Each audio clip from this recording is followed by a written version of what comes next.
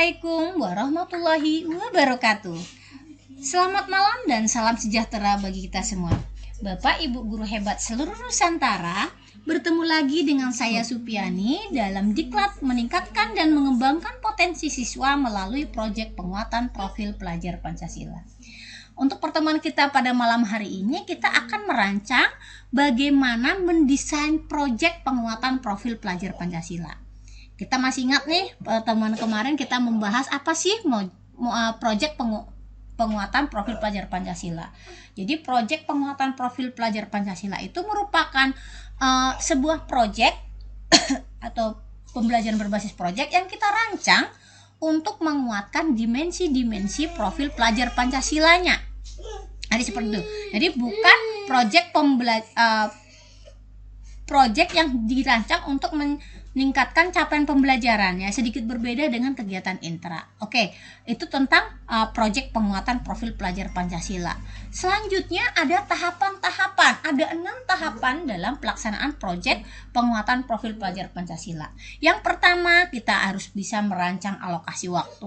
Kemudian yang kedua nanti membentuk tim fasilitasi proyek. Yang ketiga, mengidentifikasi kesiapan tingkat kesiapan satuan pendidikan, baru pemilihan tema, kemudian penentuan topik spesifik dan juga merancang modul proyeknya. Jadi ke-6 tahapan ini harus kita lalui Bapak Ibu. Kita buka satu persatu tahapannya. Tahap yang pertama itu kita harus merancang alokasi waktu dan dimensi profil pelajar Pancasila yang ingin kita kembangkan. Jadi di dalam merancang alokasi waktu ini, Bapak Ibu kepala sekolah punya peranan yang sangat besar. Karena apa?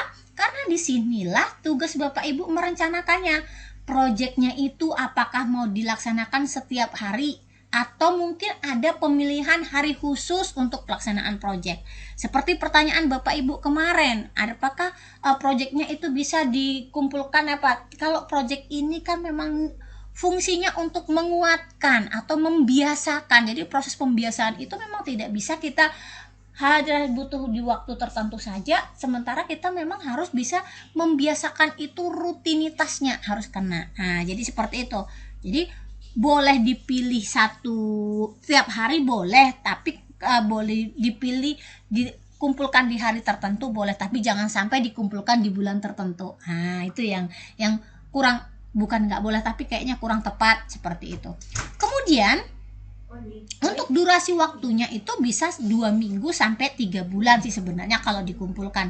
Namun ya seperti itu, biasakan kalau bisa kita dalam proses pembiasaan ya total alokasi waktunya adalah 20-30% dari jumlah jam tatap muka 1 tahun penuh. Jadi nanti setiap tingkatan atau setiap satuan pendidikan punya minimal proyek itu berapa. Nah, seperti itu nanti. Seperti kita sampaikan, kalau SD minimal 2, SMP minimal 3, SMA minimal 3, SMK juga berdasarkan kelasnya beda-beda sih seperti itu. Kemudian sudah kita tentukan alokasi waktunya per masing-masing tema tadi. Di SD kan itu minimal 2. Apa boleh Bu? Semester 1 tema 1, semester 2 tema 2. Boleh banget. Atau misalnya lebih ada 8 bulan, 4 bulan, boleh. Ya, boleh juga nanti yang untuk SMP dibagi rata, berarti 4 bulan project A, 4 bulan project B, 4 bulan project C. Boleh. Jadi mau dibagi waktunya 6 bulan project A, 3 bulan project B, 3 bulan project C juga nggak salah. Itu Bapak Ibu yang punya kewenangan, bebas Bapak Ibu sesuaikan dengan karakteristik kita, kesiapan satuan pendidikan, kesiapan Bapak Ibu gurunya, siswa kita seperti apa, itu terserah. Jadi kita punya kebebasan untuk memilih alokasi waktunya. Kemudian dimensinya, kan kita ada 6 dimensi ya, ada 6 dimensi.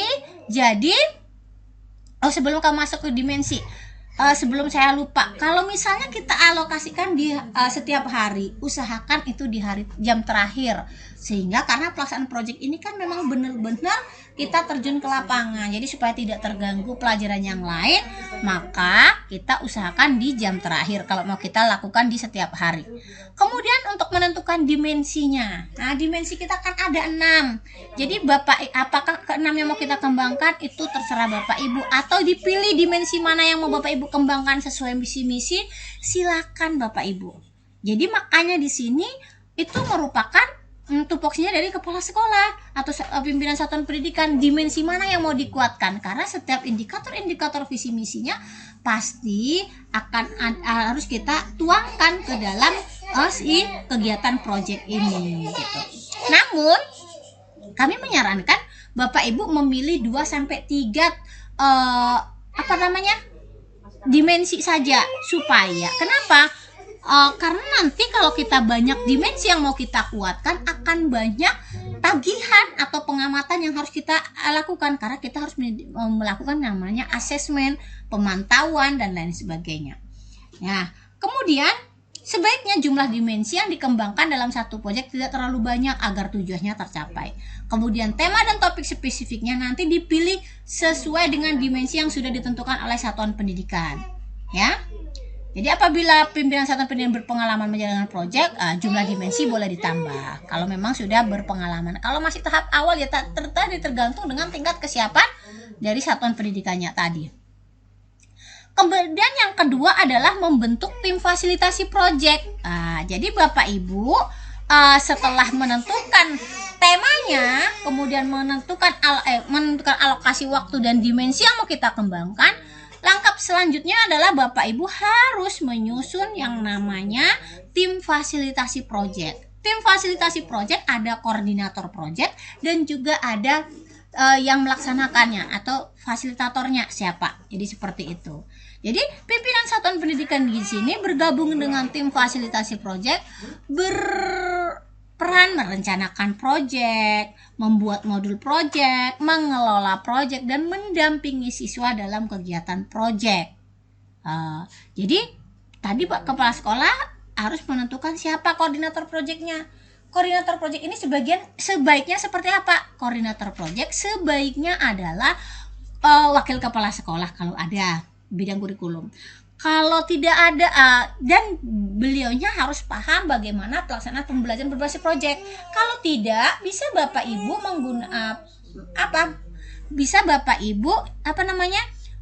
memilih guru-guru yang sudah punya kemampuan atau sudah memahami pelaksanaan berbasis proyek. Seperti itu. Kemudian untuk pemilihan jumlah koordinator proyek itu tergantung jumlah sekolahnya Bapak Ibu. Misalnya kelas kita ada banyak ya, usahakan koordinator proyeknya ya lebih dari 1. Kemudian kalau misalnya koordinator proyeknya tadi tidak kelas kita tidak banyak ya, koordinator proyeknya mungkin cukup 1 atau 2 saja, seperti itu. Kemudian nanti fungsi koordinator proyek itu adalah untuk memberikan arahan, merencanakan dan bermitra dengan teman-teman guru atau tim fasilitasi proyek untuk penyelenggaraan pelaksanaan proyek ini nantinya, membuat modul proyek juga atau mengadopsinya, seperti itu. Nih, pembagian peran dan tanggung jawab dalam pengelolaan proyek. Kalau tadi satuan pendidikan menyiapkan sistemnya, menyiapkan kebijakannya sehingga pelaksanaan proyek itu bisa berjalan dengan baik. Kemudian yang kedua adalah kepala sekolah juga harus bisa membuka pintu kolaborasi dengan narasumber, karena yang menjadi ciri khas pelaksanaan proyek itu adalah pelibatan narasumber pelibatan setiap komponen masyarakat sebagai narasumber dalam pelaksanaan proyek kita, sehingga memang benar-benar pelaksanaan itu dirasakan bisa menjawab isu-isu yang ada di lingkungan. Kemudian mengkomunikasikan proyeknya. Jadi semua masyarakat di sekitar kita harus paham, stakeholder yang ada harus mengetahui bahwa kita melaksanakan proyek penguatan profil pelajar Pancasila. Kemudian memastikan beban kerja pendidik tetap dipertahankan, tidak ada pengurangan. Kemudian melibatkan pendidik, bimbingan konseling atau mentor untuk memfasilitasi berjalannya proyek. Kemudian menyediakan sumber kebutuhan. Jadi memang dimanapun tetap ada yang namanya kebutuhan, tapi Bapak Ibu jangan terlalu memikirkan kalau proyek itu harus yang wah, menelan dana yang banyak. Tidak Bapak Ibu, karena yang mau kita kuatkan dalam proyek ini, target utama kita bukan untuk menghasilkan sesuatu yang wah, tapi yang wah itu adalah perilaku atau karakter dari siswa kita, karena yang mau kita kuatkan adalah dimensinya. Kemarin saya ada pernah mendengar bahwa ada sebuah sekolah sudah mengalokasikan dana lebih dari 10 juta untuk pengomposan. Beliaunya memang membuat sebuah apa yang memang benar-benar apa, tapi kan nanti mungkin itu adalah dia mengambil dananya tidak menggunakan dana BOS, tapi dia menjalin dengan kemitraan yang nggak sejauh apa, nggak masalah kalau nantinya dengan pendanaan seperti itu, tapi nanti dia akan menghasilkan income yang mungkin lebih banyak. Jadi seperti itu. Kalau misalnya Bapak Ibu yang seperti kami dananya pas-pasan, tapi Bapak Ibu ingin melakukan proyek, tetap harus, bukan hanya ingin, harus.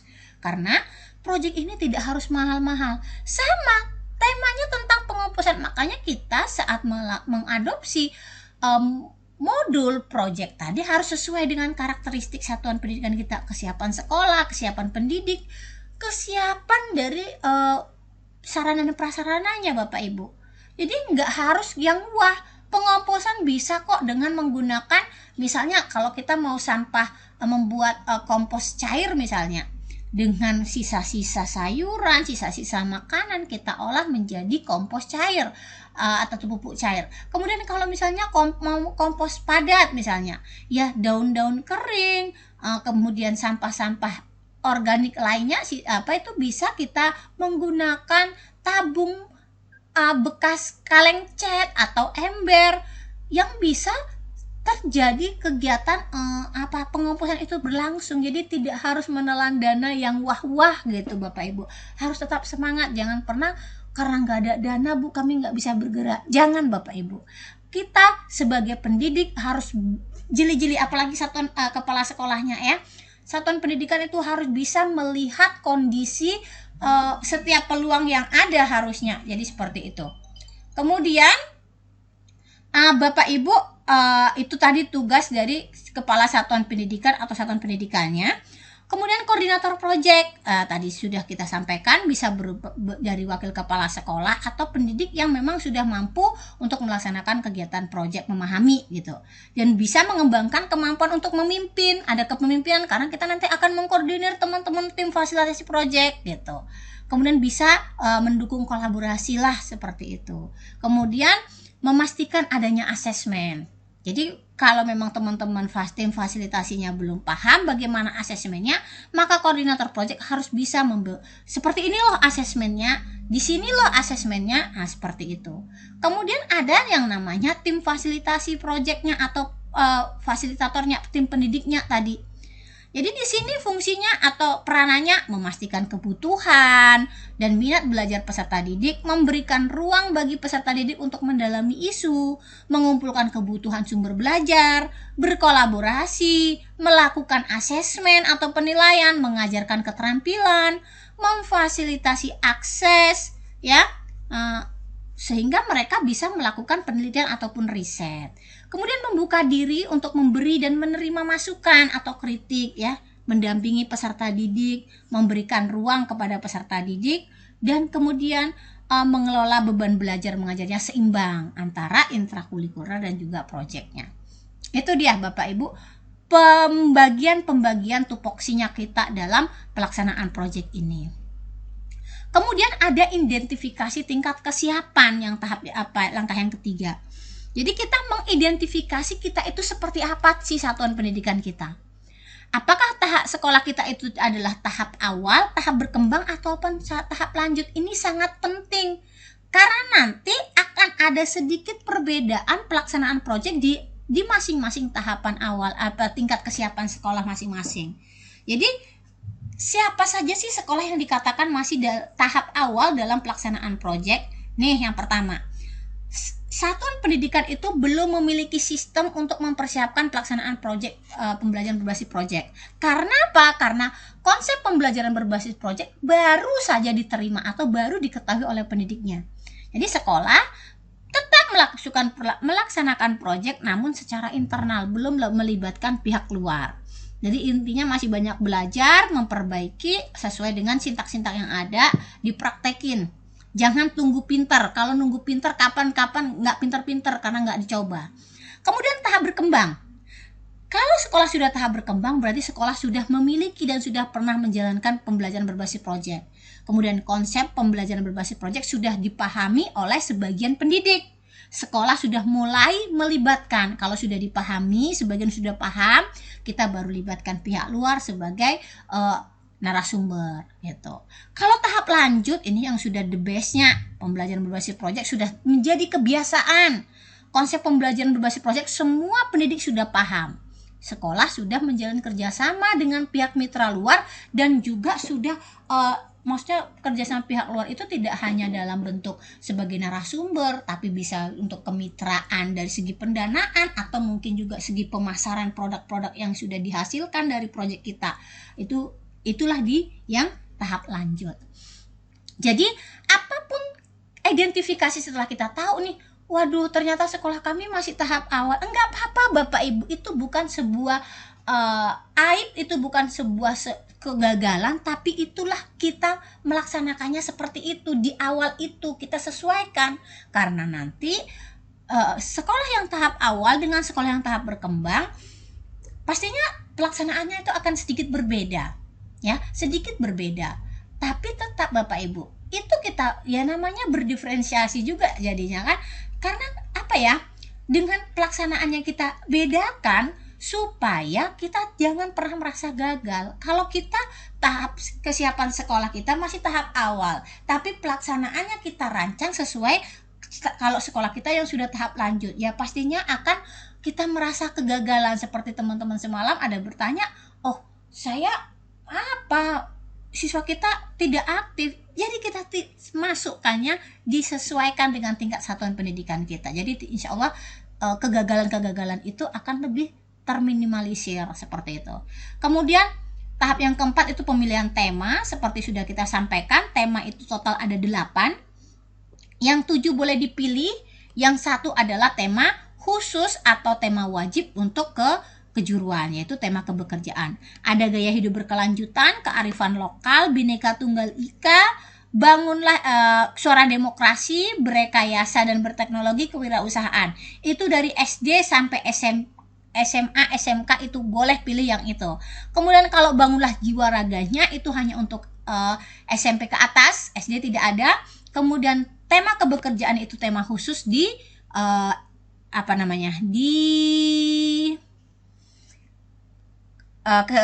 kejuruan.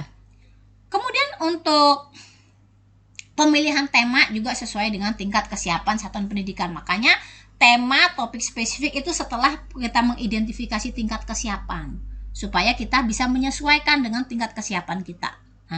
Ya. Jadi tema yang belum dilakukan di tahun sebelumnya dapat mengulang siklus yang telah tema yang sudah dipilih. Jadi kalau satu tahap dalam ini, misalnya kita mau melakukan boleh kita membuatnya tidak tidak harus sama gitu.